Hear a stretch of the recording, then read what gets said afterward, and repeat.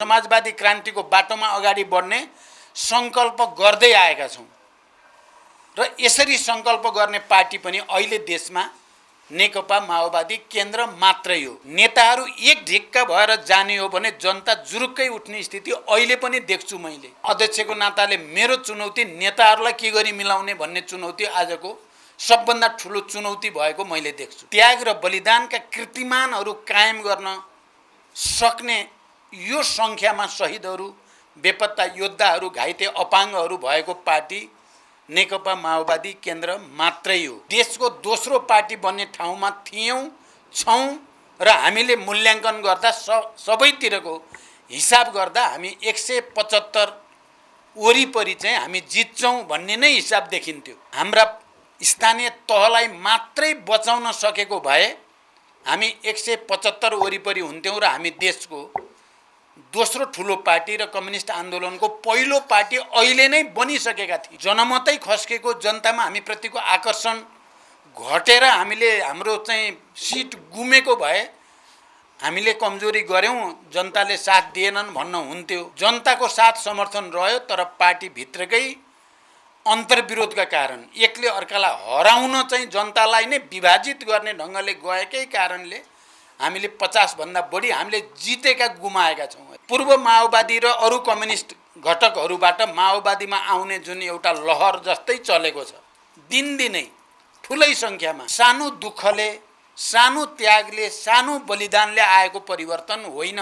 सडक, सदन, सरकार सबैतिरको मोर्चा परिचालन गरेर हामी लड्यौं, जित्यौं पनि। आउने निर्वाचनमा हामीले फेरि एकचोटि यो परिवर्तनलाई अझ विकसित गर्ने, अझ परिमार्जित गर्ने, जनताको विकास र समृद्धिको आकांक्षालाई सम्बोधन गर्ने त्यो उद्देश्यको निम्ति हामीले यो पार्टीलाई एकताबद्ध गर्नु छ। हामीले अगाडि सारेको विचार, राजनीतिक कार्यदिशा र हाम्रा आचरण, दैनिक आचरणहरूको बीचमा एउटा अन्तर्विरोधको स्थिति देखा परेकै छ। पार्टीबाट, संगठनबाट, विभिन्न त्योसँग रिलेटेड सङ्घ संस्थाहरूबाट एक खालको आचरणको माग, एउटा त्याग, तपस्या र बलिदानको माग गरेको छ। तर हाम्रा दैनिक क्रियाकलाप भने असाध्य धेरै आत्मकेन्द्रित, अलि धेरै नै व्यक्तिवादी, अलि धेरै नै स्वार्थ केन्द्रित हुन थालेका छन्। प्रवृत्ति अप्ठ्यारो मलाई दिए हुन्छ भन्ने गर्नुहुन्थ्यो।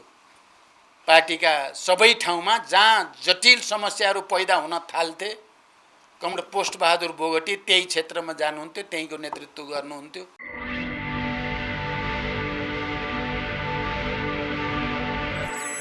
भन्दा पहिला त म यो 7औं साधारण सभा, वार्षिक साधारण सभाको पूर्ण सफलताको निम्ति हार्दिक शुभकामना पार्टीको तर्फबाट व्यक्त गर्न चाहन्छु।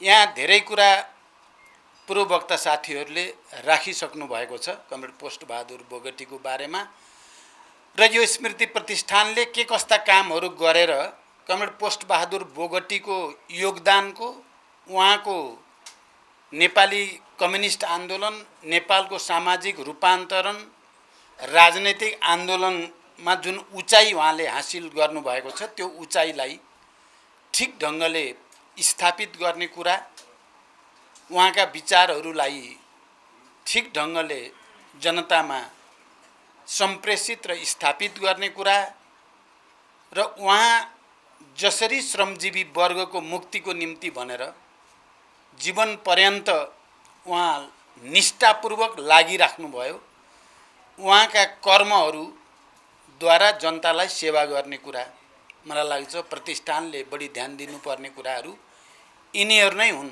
मलाई खुसी छ कि यस बीचमा प्रतिष्ठानले कमरेड पोस्ट बहादुर बोगटीका विचार र योगदानहरूलाई अगाडि बढाउने क्रममा मूलभूत रूपमा ठिक ढङ्गले नै पहल गरेको मैले देख्छु। चाहिँ उहाँका आदर्शहरूलाई अगाडि बढाउने सन्दर्भमा प्रतिष्ठानले विविध कार्यक्रमहरू जे जति गर्यो, केही कार्यक्रमहरूमा म आफै प्रमुख अतिथि भएर सहभागी पनि भएको छु र ती कार्यक्रमहरू हेर्दा प्रतिष्ठानले आफ्नो क्षमताले भ्याएसम्म कमरेड पोस्ट बहादुर बोगटीको ओज र गरिमालाई ठिक ढङ्गले नै अगाडि बढाउने जमर्को गरेको मैले पाएको छु। त्यसकारण म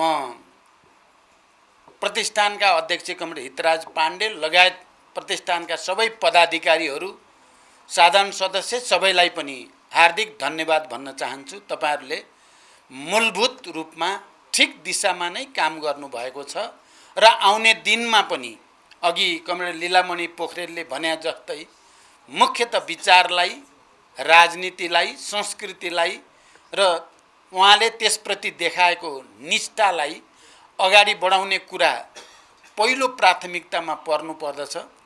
त्यसैगरी हामी अहिले क्रान्तिको जुन नयाँ प्रक्रियामा हामी प्रवेश गरेका छौं, त्यसको निम्ति हामीले भनेका छौं श्रम, उत्पादन र सांस्कृतिक रूपान्तरणको एउटा अभियानद्वारा नयाँ समाजको भ्रूण फेरि हामीले तलैदेखि बसाएर लानुपर्दछ भन्ने संकल्प हामीले गरेका छौं।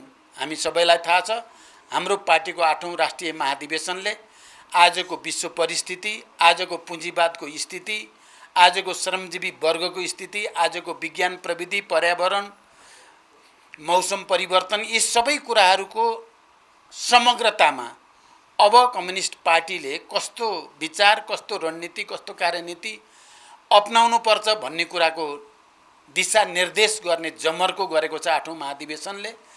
त्यो पनि गम्भीर बहस छलफलपछि सर्वसम्मत निर्णयद्वारा हाम्रो पार्टीको आउने दिनको विचार, रणनीति, कार्यनीतिको खाका यो हो भन्दै अझ यसलाई विकसित गर्नको लागि हामीले विशेष महाधिवेशन छिटै आउने चुनावपछि अर्को महाधिवेशन, विशेष महाधिवेशन गर्ने र त्यसलाई अझ विकसित र परिमार्जित गर्ने भनिएको छ।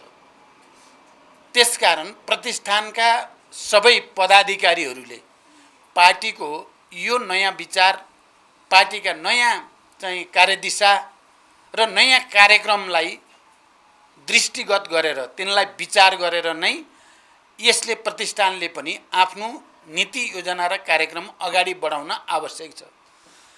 म के विश्वास गर्छु भने यो साधारण सभाबाट बन्ने नयाँ नेतृत्व, नयाँ पदाधिकारीहरूले पनि यिनै विषयहरूलाई केन्द्रबिन्दुमा राखेर कमरेड पोस्ट बहादुर बोगटीको ओज र गरिमालाई अझ माथि उठाउने हिसाबले कामहरू गर्नुहुनेछ भनेर पनि म अग्रिम शुभकामना पनि आउने पदाधिकारीहरूलाई पनि दिन चाहन्छु।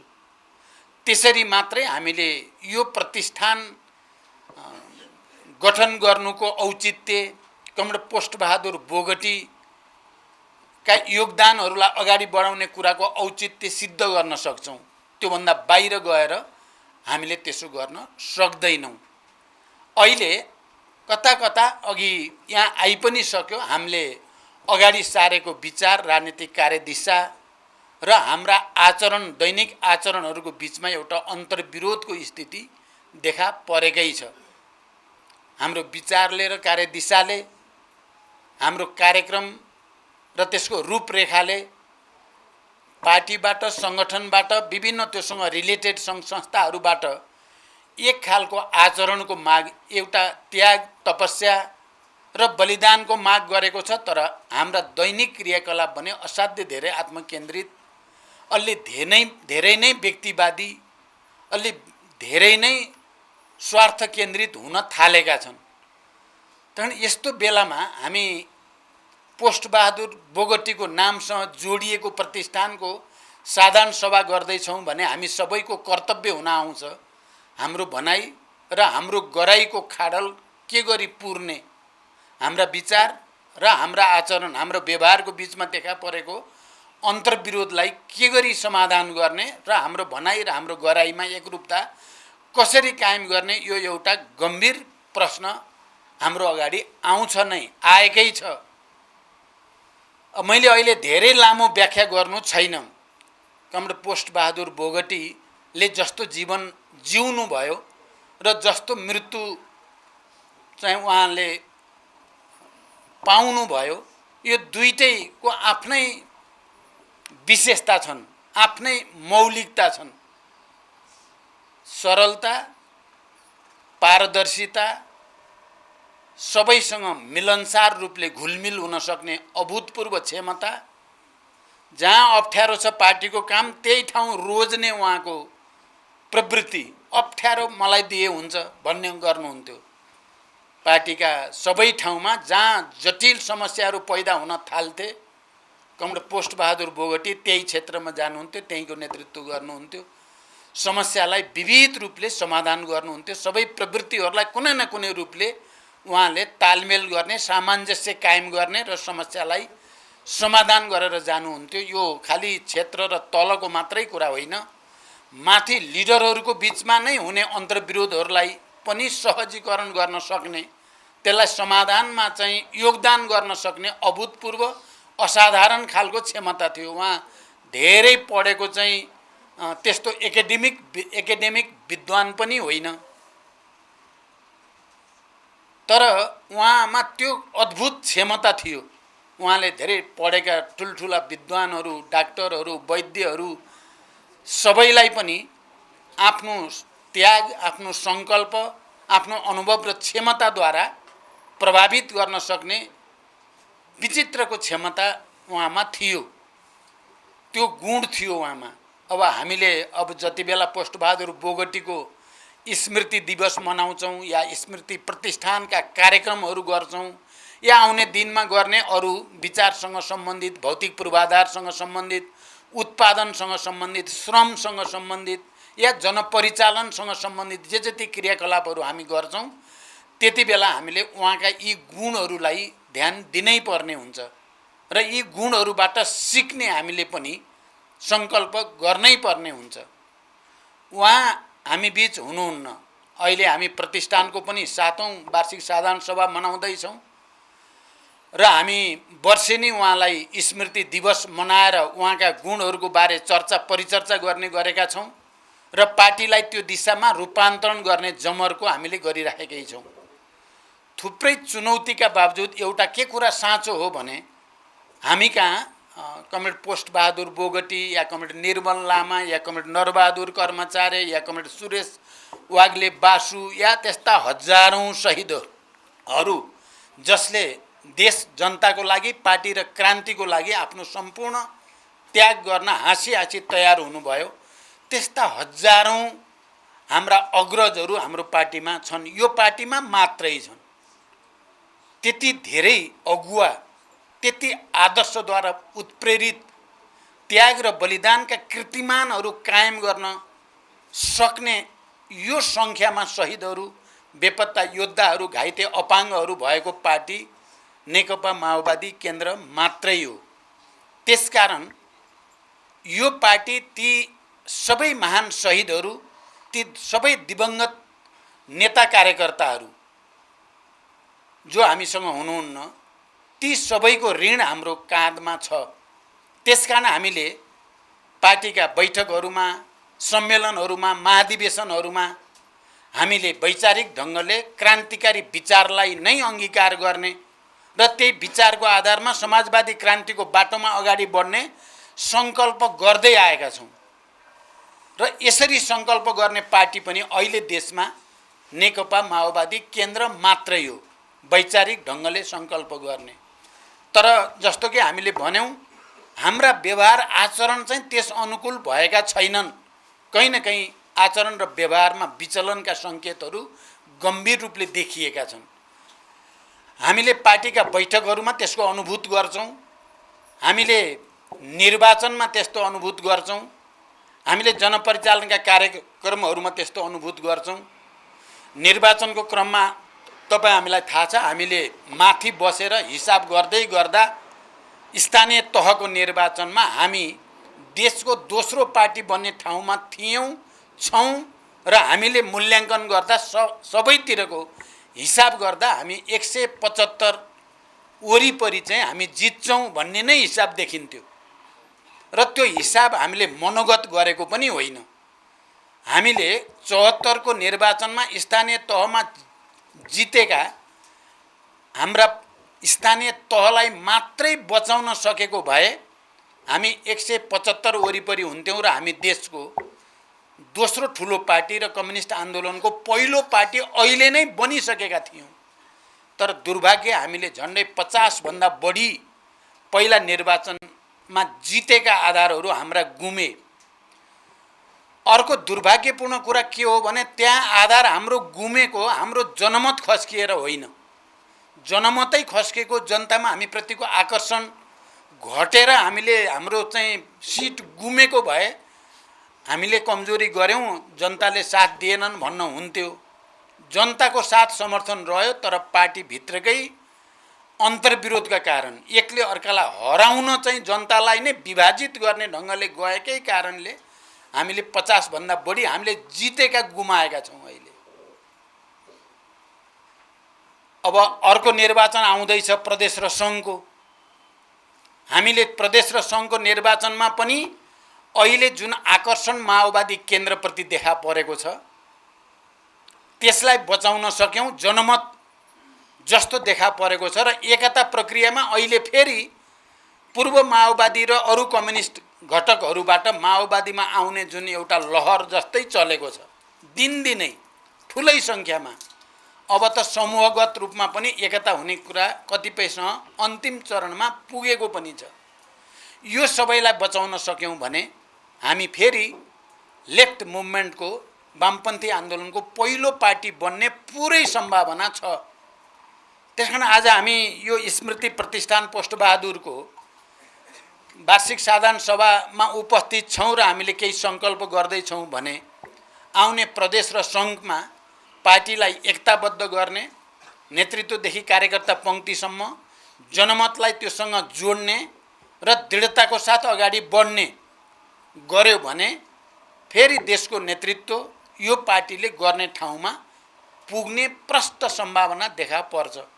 त्यही हामीले आज यो सङ्कल्प पनि लिनु छ, किनभने यो परिवर्तन सानो दुःखले, सानो त्यागले, सानो बलिदानले आएको परिवर्तन होइन।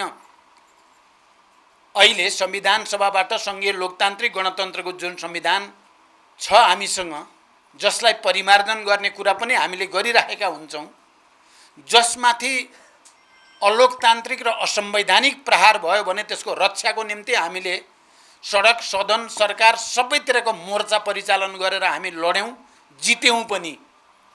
यो पृष्ठभूमिमा आउने निर्वाचनमा हामीले फेरि एकचोटि यो परिवर्तनलाई अझ विकसित गर्ने, अझ परिमार्जित गर्ने, जनताको विकास र समृद्धिको आकाङ्क्षालाई सम्बोधन गर्ने, त्यो उद्देश्यको निम्ति हामीले यो पार्टीलाई एकताबद्ध गर्नु छ। सबै विचार र राजनीतिक मुद्दामा निकट भएका शक्तिहरूलाई लिएर जानु छ। यो गठबन्धन जो संविधानको रक्षा, गणतन्त्रको रक्षा, राष्ट्रियताको रक्षाको लागि भनेर बनेको हो, यो गठबन्धनलाई अगाडि बढाउनु छ र अन्ततः लेफ्ट मुभमेन्टलाई सही विचारका आधारमा एक ठाउँमा केन्द्रित गर्ने रणनीति पनि हामीले छोड्न हुने भएको छैन। त्यसकारण यी सबै विषयमा हामीले गम्भीरतापूर्वक ध्यान दिन जरुरी छ। कमरेडहरू, एउटा कुरा के भने, जनतामा चाहे ती देशभित्र रहेका जनता हुन् या देश बाहिर रहेका हाम्रा लाखौं युवाहरू हुन्, अहिले पनि माओवादी पार्टी, माओवादी नेतृत्वप्रतिको भरोसा र विश्वास टुटेको छैन। म जहाँ जान्छु, विदेशका जुनसुकै, चाहे कतार जाँदा हो, चाहे जापान जाँदा हो, चाहे अर्को जहाँ कहीँ जाँदा पनि मैले जे अनुभूत गर्छु, जनताको तहमा हाम्रो पार्टीले खेलेको भूमिका, हिजो गरेको त्याग र बलिदानको उचाइ, नेतृत्वले विचार निर्माण र विचारको विकासमा खेलेको भूमिका, पार्टीले खेलेको भूमिकाप्रति अगाध आस्था र विश्वास छ। कहीँ धर्म रहेको छ भने त्यो नेताहरूमा धर्म रहेको छ। नेताहरूको एउटा पङ्क्तिमा चाहिँ विचारप्रति पनि, व्यवहारप्रति पनि, नीतिप्रति पनि, नेतृत्वप्रतिको पनि विश्वास, धर्म रहेको देखिन्छ। नेताहरू एक ढिक्का भएर जाने हो भने जनता जुरुक्कै उठ्ने स्थिति अहिले पनि देख्छु मैले। त्यहाँ हाम्रो चुनौती, र म अध्यक्षको नाताले मेरो चुनौती नेताहरूलाई के गरी मिलाउने भन्ने चुनौती आजको सबभन्दा ठुलो चुनौती भएको मैले देख्छु। नेताहरू मात्रै मिलाउन सक्ने र एक ढिक्का भएर यो पार्टीलाई फेरि नेतृत्वमा स्थापित गर्ने भन्ने हो भने जनतामा दुःख छैन। तराई मधेसमा यो बीचमा हजारौंको संख्यामा अरू पार्टीका बुद्धिजीवीहरू नेता कार्यकर्ताहरू पार्टीमा प्रवेश गरेका छन्। हाम्रै पार्टीका नेताहरू एकले अर्कालाई के गरी चाहिँ खुट्टा तान्ने हो, के गर्ने हराउने हो भन्नेमा फेरि तछाड र मछाड मारामार। अहिले हामीले अब छानबिन समिति बनाउनु पर्ने, नेताहरूको लागि छानबिन समिति, जनताको लागि छानबिन समिति होइन, बनाउन पर्ने अवस्था पैदा भएको छ। त्यसकारण कमरेडहरू, हामीले कमरेड पोस्टबहादुर बोगटी जस्तो विचार र व्यवहार दुईटैमा निष्ठावान, इमान्दार, सरल, पारदर्शी, मिलनसार नेताको नामको प्रतिष्ठानलाई सफल बनाउनको निम्ति यिनै चुनौतीको सामना गर्न हामी अगाडि जानु छ। म विश्वास गर्छु यो साधारण सभाले बनाउने नेतृत्व, नयाँ नीति योजना कार्यक्रमले अर्को उचाइमा कमरेड पोस्टबहादुर बोगटीका योगदानलाई पुर्याउनेछ भन्ने विश्वाससहित फेरि एकचोटि यसको सफलताको शुभकामनासहित बिदा हुन्छु। धन्यवाद। अभिवादन।